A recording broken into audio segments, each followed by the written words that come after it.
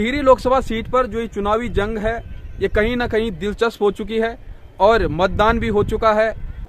और अब अटकल ये लगाई जा रही है कि 4 जून को किसके सिर पर ताज सजने वाला है और टिहरी का अगला सांसद कौन होगा। दोस्तों नमस्कार।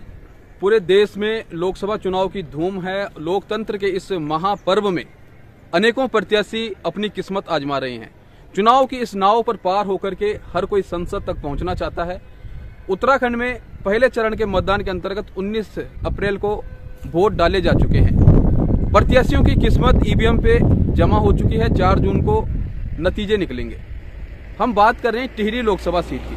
टिहरी लोकसभा सीट से भारतीय जनता पार्टी को जो कड़ी चुनौती निर्दलीय प्रत्याशी बॉबी पंवार के द्वारा दी गई है, उसके बाद कई सारे लोग अटकलें लगा रहे हैं कि कहीं ना कहीं टिहरी में एक इतिहास बनने जा रहा है। दोस्तों इस वीडियो में आगे बढ़ने से पहले एक छोटी सी रिक्वेस्ट है। यदि आपने अभी तक चैनल को सब्सक्राइब नहीं किया है तो चैनल को सब्सक्राइब अवश्य कीजिएगा।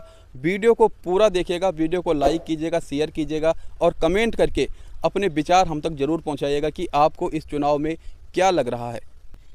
भारतीय जनता पार्टी को जो कड़ी चुनौती निर्दलीय प्रत्याशी बॉबी पंवार के द्वारा दी गई है, उसके बाद कई सारे लोग अटकलें लगा रहे हैं कि कहीं ना कहीं टिहरी में एक इतिहास बनने जा रहा है। क्या वास्तव में टिहरी में इतिहास बनेगा या फिर भारतीय जनता पार्टी का कमल एक बार फिर से टिहरी में खिलेगा?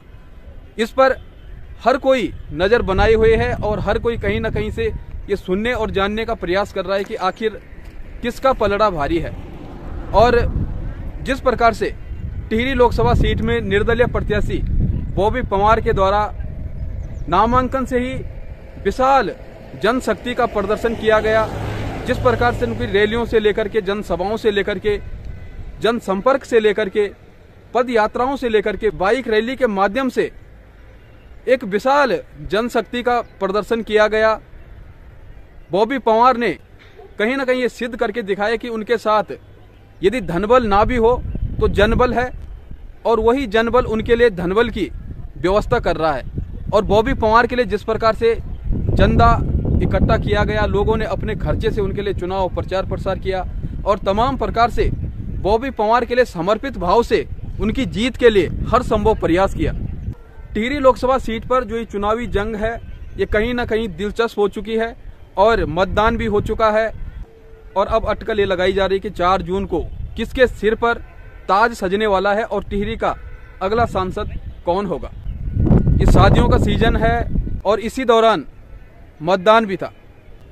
शादियों में अलग अलग स्थानों से लोग आते हैं क्योंकि अधिकतर लोग अब बाहर रहते हैं, कोई जॉब कर रहे हैं, बच्चों को शिक्षा के उद्देश्य से बाहर पलायन हो चुके हैं।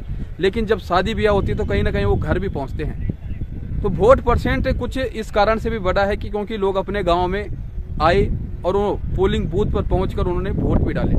अब ये वोट किसके पक्ष में गए होंगे, यदि हम इसके बारे में आपको बताएं तो कहीं ना कहीं यहाँ पर भारतीय जनता पार्टी का पलड़ा भारी नजर आता है। क्योंकि जो वोट बाहर से आए हैं उनके दिमाग में भारतीय जनता पार्टी की छवि बनी हुई है। नरेंद्र मोदी जो प्रधानमंत्री हैं भारत के, उनकी छवि बनी हुई है और कमल का फूल जो चुनाव चिन्ह है उसकी छवि बनी हुई है। तो बॉबी पंवार की तरफ से गांव-गांव तक जो उनका चुनाव चिन्ह है वो किस प्रकार से दिखाया गया होगा, किस प्रकार से लोगों को समझाया गया होगा। जो महिलाएं हैं गाँव में, जो बुजुर्ग हैं, ये कहीं ना कहीं एक प्रश्न है बॉबी पंवार के उन तमाम समर्थकों से जो इस कार्य में लगे हुए थे। क्योंकि यदि 1-2 गांव की हम बात करें तो इस प्रकार से नहीं देखा गया कि बुजुर्गों को बॉबी पंवार के समर्थकों के द्वारा चुनाव चिन्ह समझाया गया हो। क्योंकि हीरा चुनाव चिन्ह पहली बार कुछ लोग देख रहे हैं, जबकि हाथ और कमल का फूल हर किसी के दिमाग में है, हर किसी की आंखों में उसकी छवि बनी हुई है। चुनाव में तमाम प्रकार की शक्ति लगाई गई। भारतीय जनता पार्टी के द्वारा जो शीर्ष नेतृत्व है, जो स्टार वार प्रचार है, उसके माध्यम से प्रचार प्रसार किया गया। आधा दर्जन के लगभग जो रैलियां थी, जो जनसभाएं थी, वो उत्तराखंड राज्य के मुख्यमंत्री पुष्कर सिंह धामी जी के द्वारा भी टिहरी संसदीय क्षेत्र में किया गया। जबकि भारतीय जनता पार्टी के राष्ट्रीय अध्यक्ष जेपी नड्डा जी के द्वारा भी माला राज्य लक्ष्मी शाह, जो टिहरी से भारतीय जनता पार्टी की प्रत्याशी रही हैं, उनके लिए रैली की गई, उनके लिए वोट साधने का प्रयास किया गया। जबकि 11 अप्रैल को प्रधानमंत्री नरेंद्र मोदी जी के द्वारा ऋषिकेश में विजय संकल्प रैली की गई।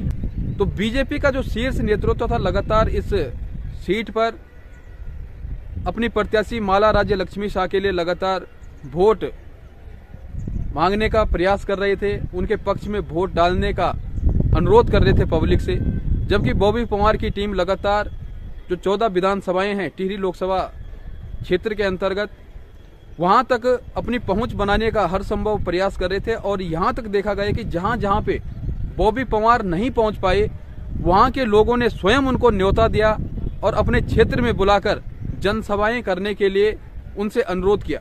तो कहीं ना कहीं इस चुनाव में ये भी देखने को मिला कि जो वोटर हैं, जो पब्लिक है, वो स्वयं प्रत्याशी को अपने पास बुलाकर उनकी जनसभा में हिस्सा बनना पसंद कर रहे थे, उन्हें सुनना पसंद कर रहे थे, उनको देखना पसंद कर रहे थे और उनके बारे में जानना पसंद कर रहे थे। तो इस चुनाव में बहुत कम देखा जाता है, खासकर लोकसभा जैसे इस बहुत बड़े चुनाव में जो 14 विधानसभाओं का क्षेत्र है। तो इस बार स्पष्ट रूप से नजर आया कि कहीं ना कहीं जनता भी इस चुनाव में पूर्ण रूप से भागीदारी दिखा रही है और इसे विशेष तौर पर ले रही है। और टिहरी में जो राजशाही का दबदबा रहा है टिहरी लोकसभा सीट पर, जनता उसको परिवर्तन करने के लिए समर्पित भाव से निर्दलीय प्रत्याशी बॉबी पवार के लिए खड़ी है। और बॉबी पवार ने जिस प्रकार से संघर्ष किए, जिस प्रकार से उन्होंने देहरादून की सड़कों पर उत्तराखंड के हकों की लड़ाई लड़ी, नकल विरोधी कानून के लिए उन्होंने प्रयास किया, भर्तियों में जब धांधली हो रही थी तो वहां पे बॉबी पवार ने आवाज उठाई, सीबीआई जांच की मांग की, लाठियां खाई, जेल पहुंचे और उनके साथ जो तमाम युवा लगे हुए थे उन्हें भी कहीं ना कहीं ये आभास हुआ कि बॉबी पवार सिर्फ हमारे लिए, इस उत्तराखंड के लिए, यहाँ के युवाओं के लिए ये लड़ाई लड़ रहे हैं और ये लड़ाई कहीं ना कहीं हम सबके हक के लिए है। तो देखना होगा कि किस प्रकार से अब जनता जो एक समर्पण भाव से बॉबी पवार के लिए लगातार प्रयास कर रही थी, वोटों में क्या कुछ कन्वर्ट हो पाता है ये देखने वाली बात होगी।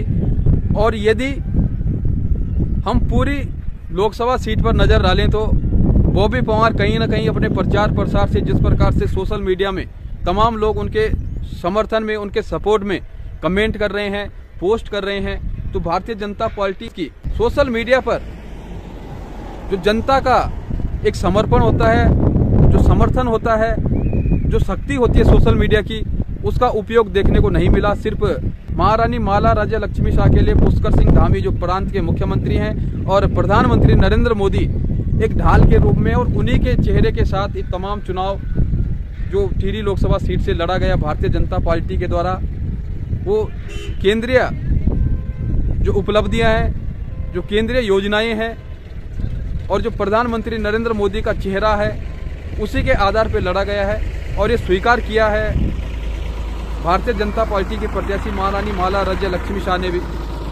तो देखना होगा कि किस प्रकार से नतीजे आगे निकलते हैं। हालांकि भारतीय जनता पार्टी का बहुत बड़ा संगठन है, तमाम लोग प्रधानमंत्री नरेंद्र मोदी को इस चुनाव से सीधे सीधे जोड़ते हैं। प्रत्याशी से अधिक नजर प्रधानमंत्री नरेंद्र मोदी पर वोटरों की है और यदि इसी प्रकार से ये चुनाव आगे बढ़ा है तो कहीं ना कहीं भारतीय जनता पार्टी का पलड़ा हल्का सा भारी नजर आता है।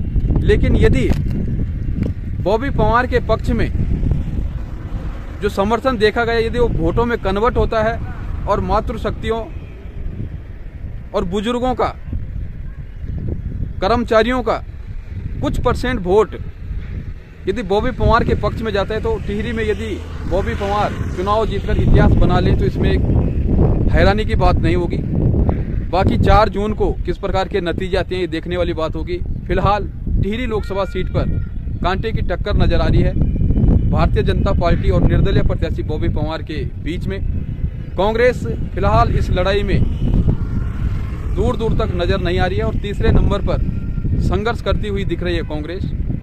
बाकी 4 जून को देखेंगे क्या फैसला आता है, किसके पक्ष में आता है। मिलते हैं आपसे एक अगली वीडियो में, तब तक के लिए नमस्कार।